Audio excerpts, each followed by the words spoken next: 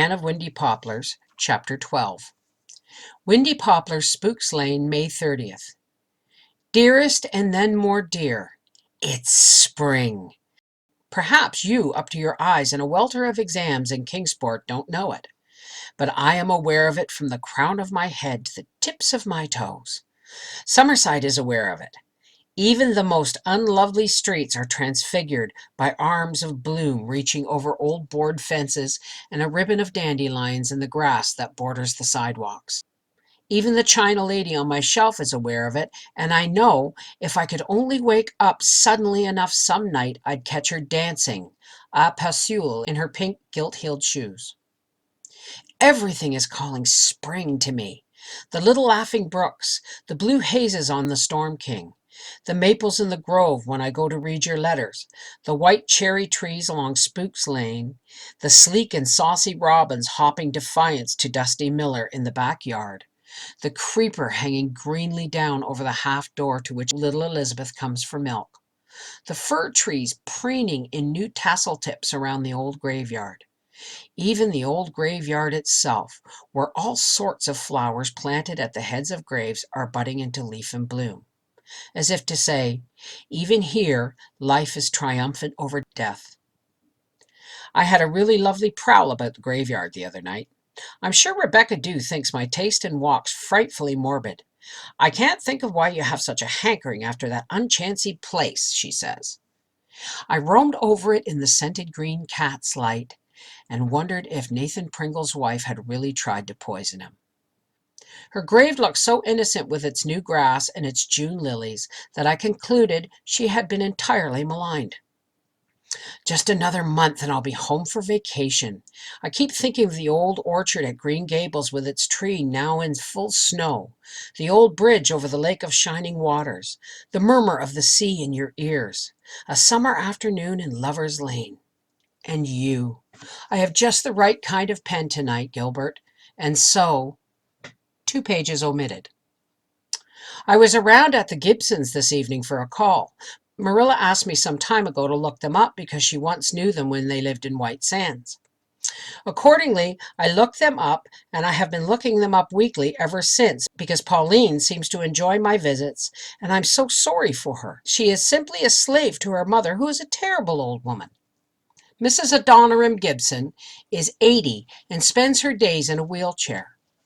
They moved to Summerside 15 years ago. Pauline, who is 45, is the youngest of the family, all her brothers and sisters being married and all of them determined not to have Mrs. Adoniram in their homes. She keeps the house and waits on her mother hand and foot. She is a pale, fawn-eyed thing with golden brown hair that is still glossy and pretty.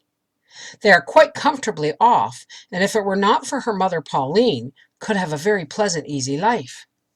She just loves church work and would be perfectly happy attending ladies' aids and missionary societies, planning for church suppers and welcome socials, not to speak of exulting proudly in being the possessor of the finest wandering Jew in town. But she can never get away from the house, even to go to church on Sundays.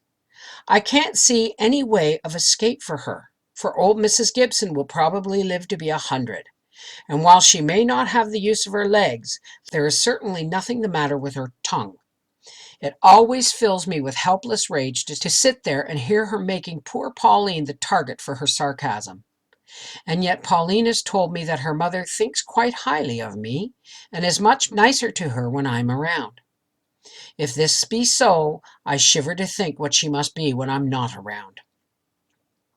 Pauline dares not do anything without asking her mother.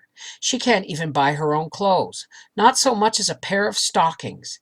Everything has to be sent up for Mrs. Gibson's approval. Everything has to be worn until it has been turned twice. Pauline has worn the same hat for 4 years. Mrs. Gibson can't bear any noise in the house or a breath of fresh air. It is said she never smiled in her life. I never caught her at it anyway, and when I look at her, I find myself wondering what would happen to her face if she did smile.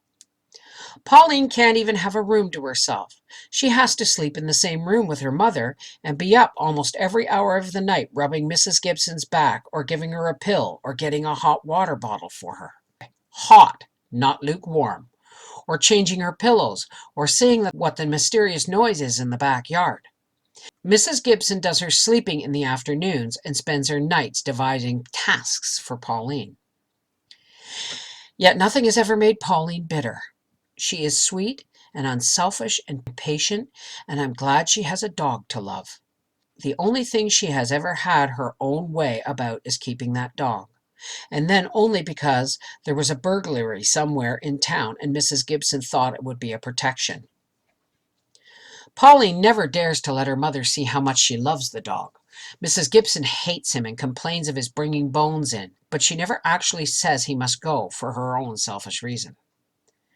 But at last I have a chance to give Pauline something, and I'm going to do it. I'm going to give her a day, though it will mean giving up my next weekend at Green Gables. Tonight, when I went in, I could see that Pauline had been crying. Mrs. Gibson did not long leave me in doubt why. "Pauline wants to go and leave me, Miss Shirley," she said. "Nice, grateful daughter I've got, haven't I?" "Only for a day, Ma," said Pauline, swallowing a sob and trying to smile. "Only for a day, says she. Well, you know what my days are like, Miss Shirley. Everyone knows what my days are like, but you don't know yet, Miss Shirley, and I hope you never will, how long a day can be when you are suffering." I knew Mrs. Gibson didn't suffer at all now, so I didn't try to be sympathetic. "I'd get someone to stay with you, of course, Ma," said Pauline. "You see," she explained to me, "my cousin Louisa is going to celebrate her silver wedding anniversary at White Sands next Saturday week, and she wants me to go. I was her bridesmaid when she was married to Morris Hilton. I would like to go so much if Ma would give her consent." "If I must die alone, I must," said Mrs. Gibson. "I leave it to your conscience, Pauline." I knew Pauline's battle was lost the moment Mrs. Gibson left it to her conscience.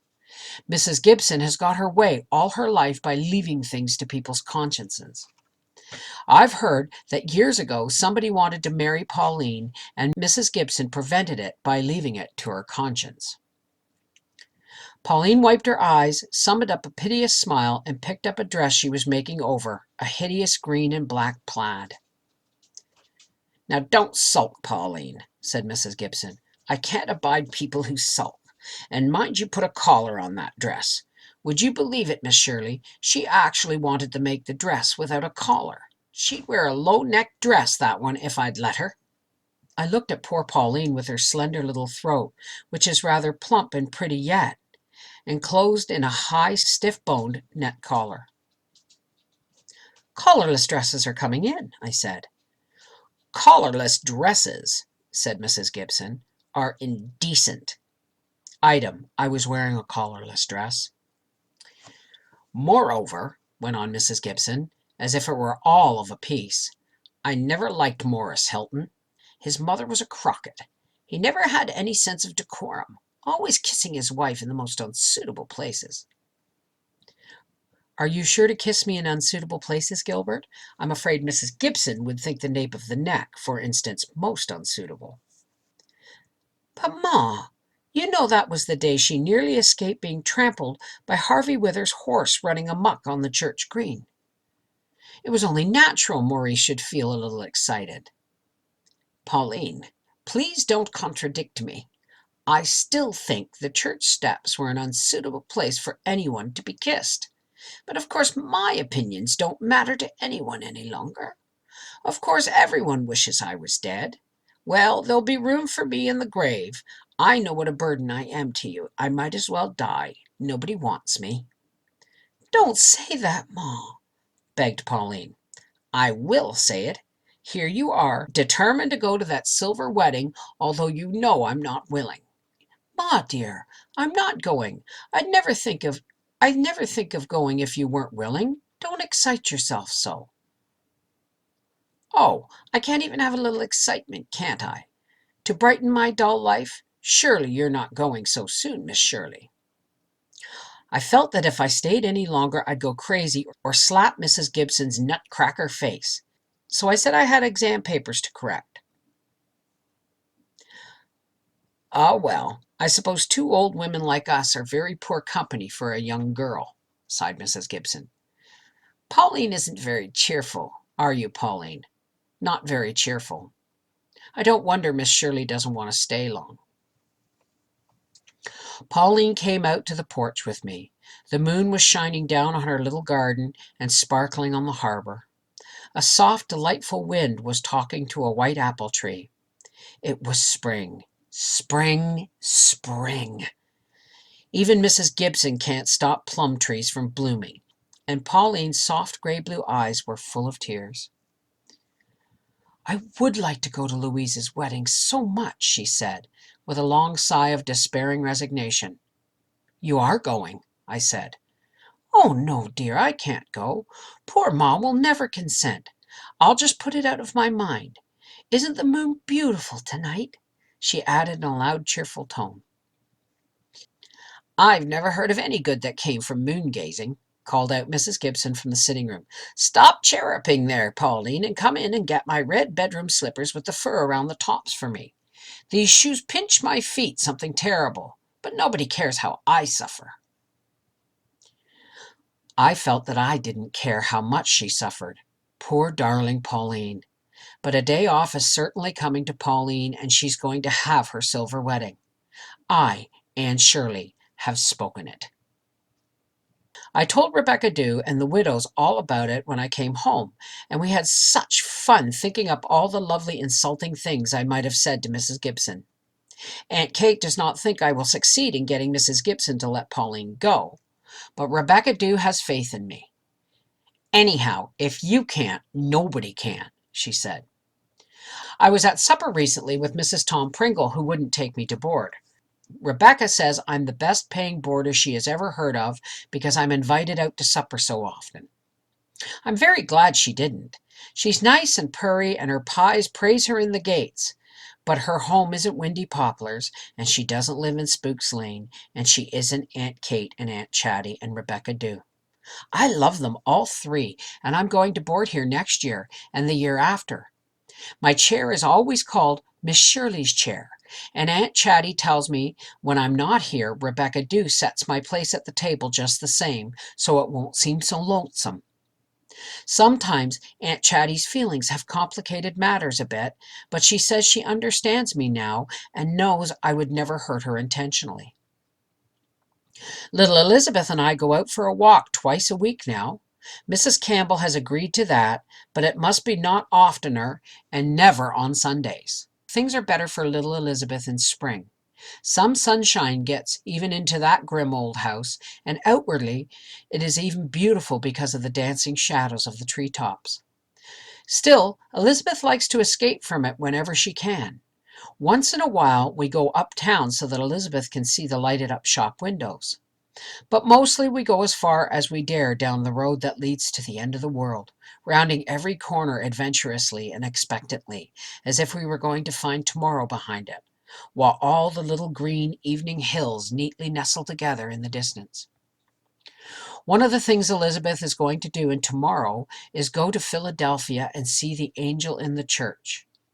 I haven't told her, I will never tell her, that the Philadelphia St. John was writing about was not Philadelphia, PA.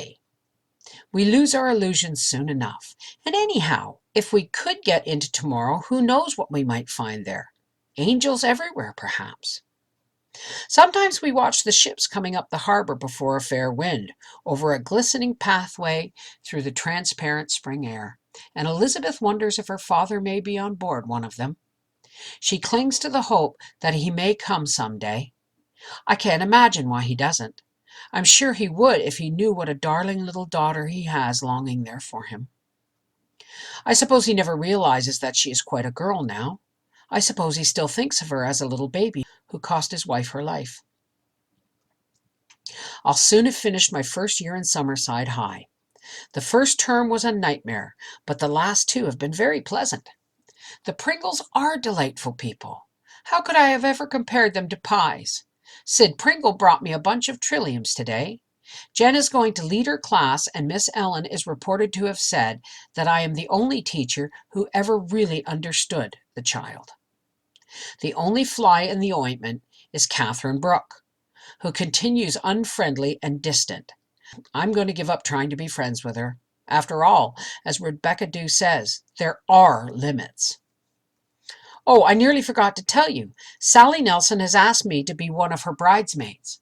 She's going to be married the last of June at Bonneview, Dr. Nelson's summer home down at the jumping off place. She's marrying Gordon Hill. Then Nora Nelson will be the only one of Dr. Nelson's 6 girls left unmarried.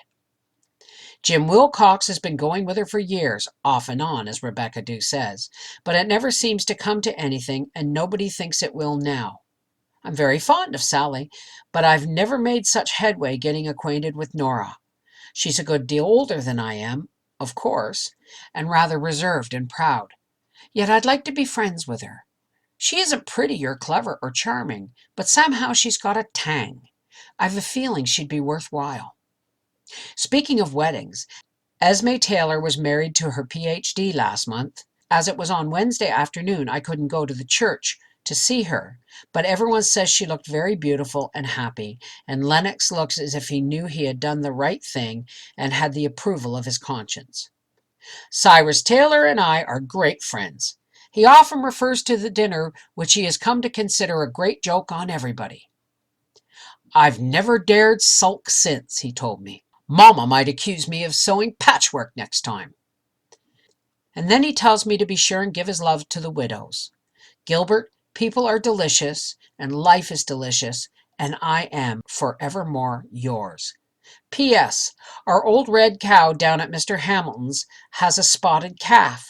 We've been buying our milk for 3 months from Lou Hunt.